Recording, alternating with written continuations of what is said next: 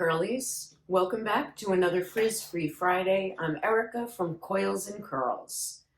Before we get into it, don't forget to hit the thumbs up button, and if you haven't subscribed, I hope you do so. This way you'll get notified every Friday when a new video posts. Now that we got that out of the way, let's jump into today's topic. Today's topic is frizz. Let's face it, it's Frizz-Free Friday, right? So let's talk about frizz. Pretty much it's a who, what, where, when, and why. First, the why and what causes it. Curly hair is dry hair, full stop. This is the first thing I tell all of my new clients, and it's the biggest thing to remember. Without getting all nerdy and technical, we'll start out by me explaining the 3 layers of the hair shaft. You have the cuticle, the cortex, and the medulla. The cuticle is the outside of the hair, and it sits like fish scales or shingles on a roof. When they are laying flat, then they are doing their job. They're protecting the moisture from escaping, and they're also protecting environmental elements from getting in and doing damage. There are anywhere between 3 to 8 layers of these cuticle scales, depending on how thick your hair is. Next under the cuticle is the cortex, and the cortex is where our hair's color pigmentation is, and the fibrous strands of keratin, which is the protein that makes up hair, skin, and nails. These fibrous strands of keratin are held together by disulfide and hydrogen bonds. This is why a lot of companies now, you'll see the terminology used, bond repair, because we've made such strides, we now understand the damage that we create in our hair, especially with chemical services. Last in the layers is the medulla, and the medulla is really only found in people with very thick hair strands. Not much is going on in there. There's some air pockets, some translucent cells, but it's really just the cushioning. That ends the nerdy portion of this broadcast. Back to the why of frizz. A curly girl's hair cuticle is open. That's due to the bends and the twists in our hair shaft. Our hair cuticle can't lay flat like someone with straight hair. So the fact that our cuticle is open also allows a lot of the environmental damages to get in, the free radicals, and damage the inner layer, the cortex of our hair.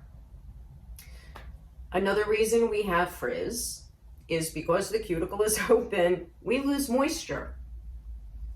It doesn't matter how hard you try. If you don't seal your hair properly, that cuticle is going to allow the moisture to escape. The open cuticle is also why a curly girl's hair is not usually very shiny unless we seal it with an oil or some kind of shine pomade to allow the light to reflect off of it. Now, if you add hair color into the mix, the chemicals within the color do damage to the outside layer of the hair shaft, the cuticle. The chemicals damage the keratin, which is our hair's internal strength, and that's why you will normally be offered a protein treatment after a hair color service, and that's why curlies really should do protein treatments every few weeks, once a month, depending on the damage and the condition of your hair.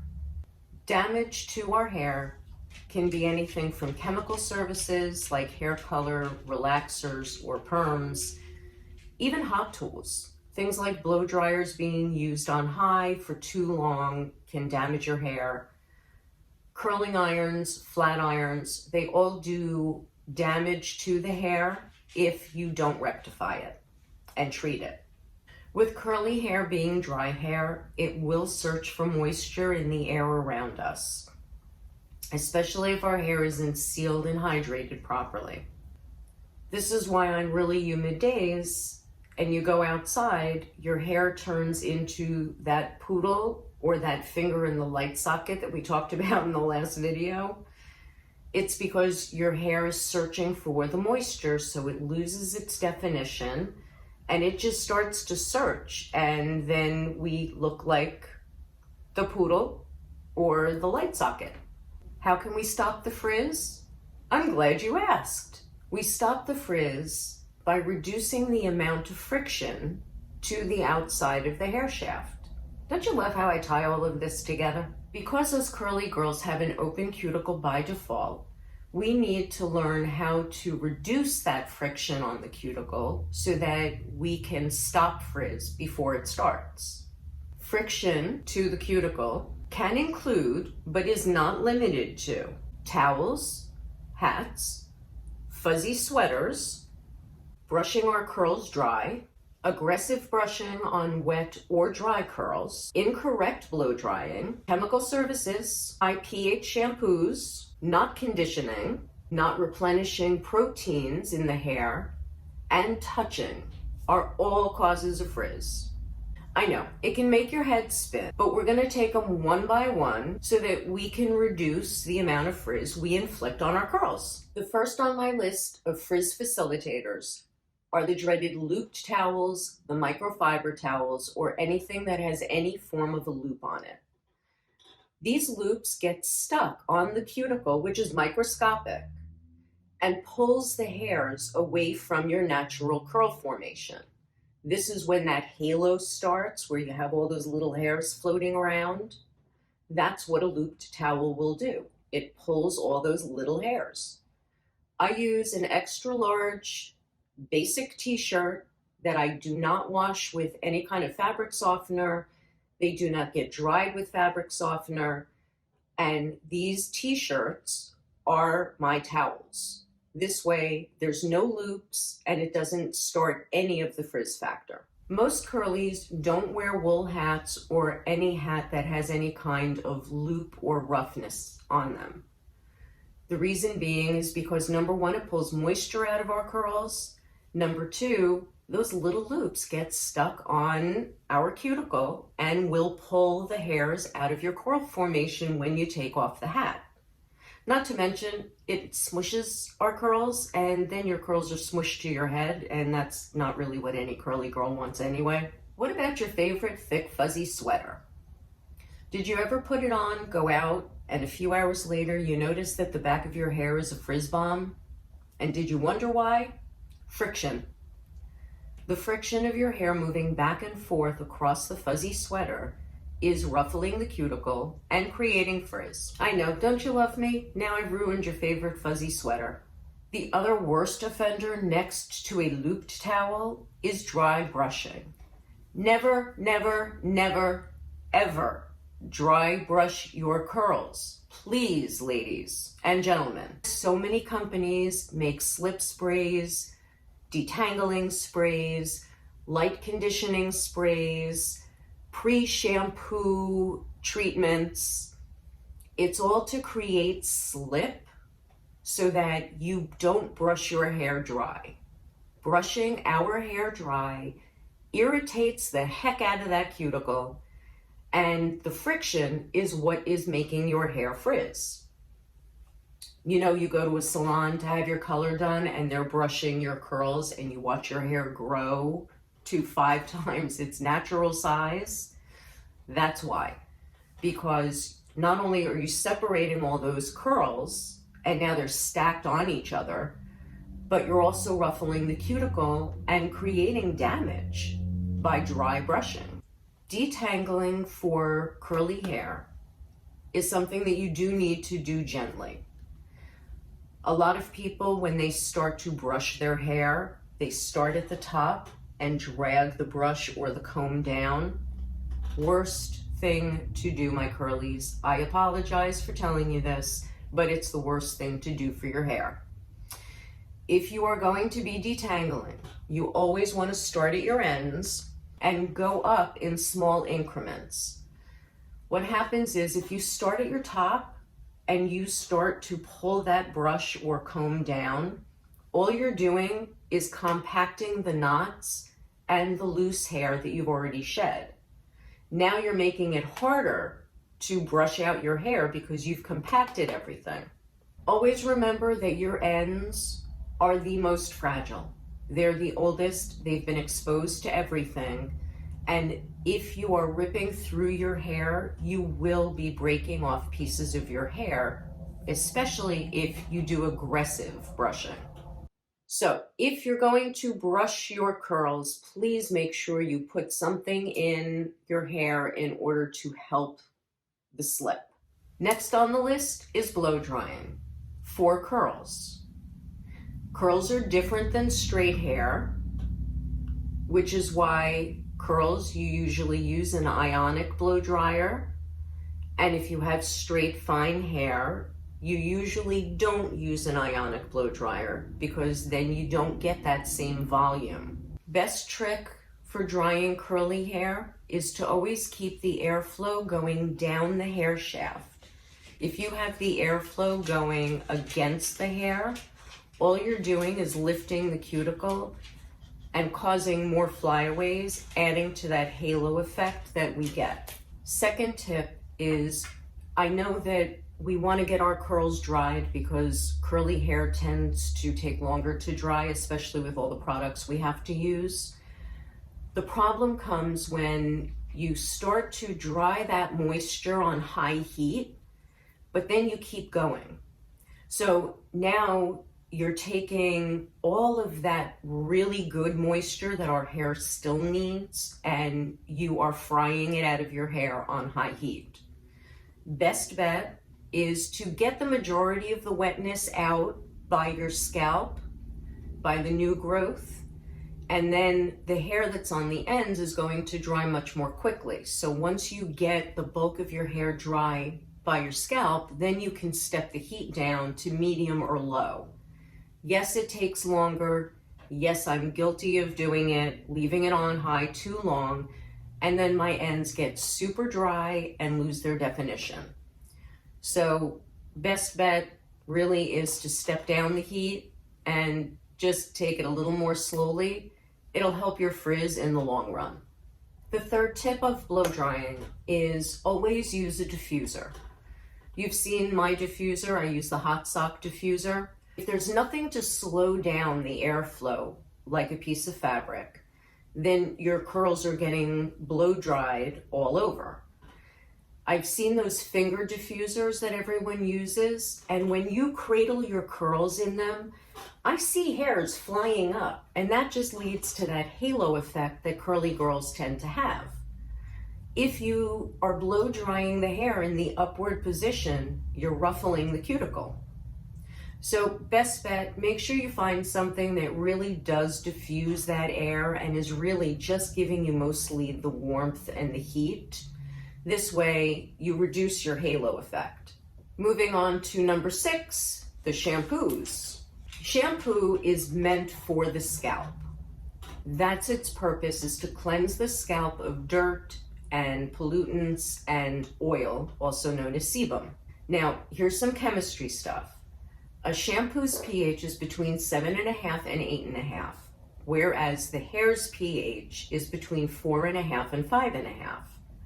So when you're adding a shampoo, you're opening up the hair's cuticle so that the detergent or the cleanser can do its job. The problem with curly hair is that our cuticle is already open. So now you're putting in a very harsh detergent. That's why a lot of shampoos say sulfate free, low cleansing. That's so that it's not stripping your hair. This is why clarifying shampoos really shouldn't be used more than once a month.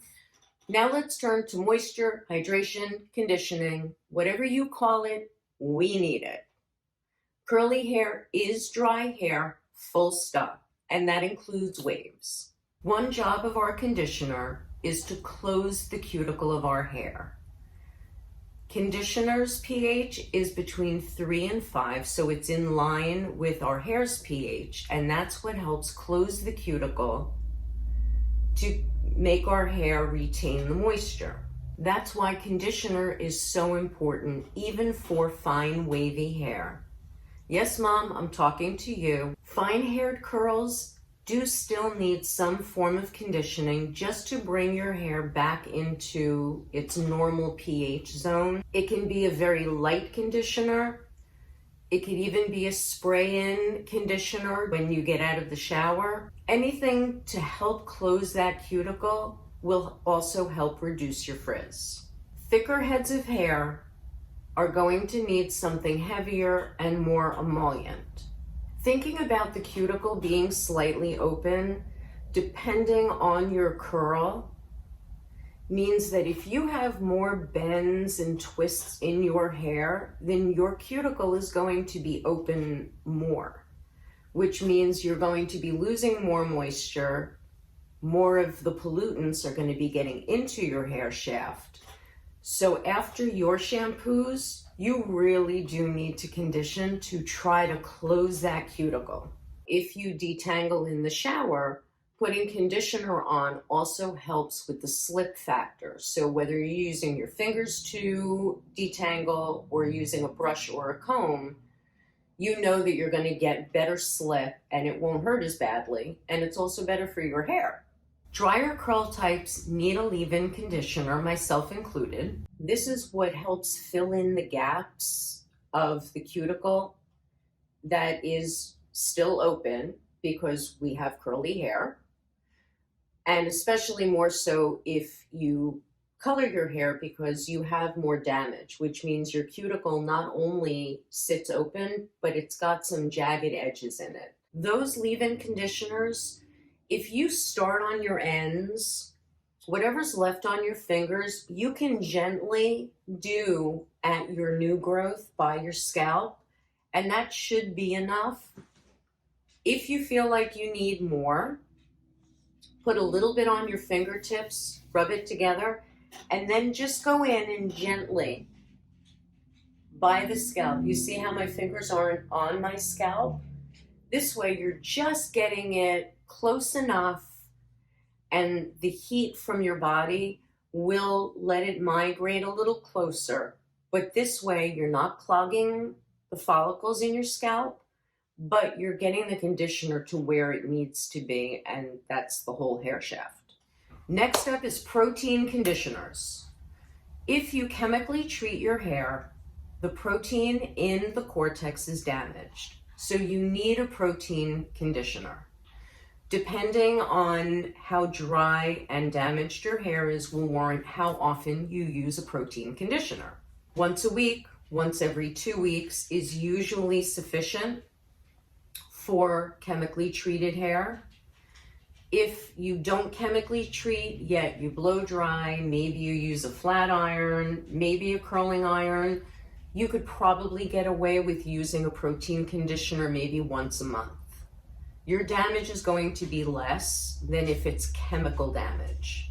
The protein reconstructors repair our hair's cortex, also known as the inner goddess. Protein reconstructors are your best friend as long as you don't overdo them. Too much protein in your hair can cause frizzy, dry, brittle hair that knots and tangles easily. So the thing you're trying to accomplish by using a protein reconstructor, if you're noticing it's not working, it could be that you're overdoing it or you have too many products in your arsenal that contain proteins. A lot of styling products do contain proteins nowadays, so read the labels and make sure that you're not using anything that is a protein on top of your protein reconstructor. Last but not least is touching. Touching our curls is a curly girl's worst nightmare. The line that comes to mind is from Grease. Keep your filthy paws off my silky drawers. In this case, it's curls. When you touch dry curls, you are causing friction. That friction will make your hair start to frizz because you are now manipulating the cuticle, the outside of the hair shaft. This is why when we decrunchify our curls, we like to use something like an oil or anything that puts a barrier between our hands and our curls, so that this way we're not ruffling the cuticle and causing more frizz. Well, my curlies, this has been another Frizz-Free Friday. I hope all of the information was informative, not too boring. I hope you learned something. I hope you discovered a few tips and tricks. Maybe something you were doing was creating frizz and you didn't even know it. Let me know down below in the comments. I'd love to hear from you. Have a great week, and I'll see you on our next Frizz-Free Friday. Ciao for now. This is why you see a lot of products. Yes, Zeus. This is why you see a lot of products now. Shit. Therefore, thereby restoring your hair's inner goddess. Yes, I'm being silly.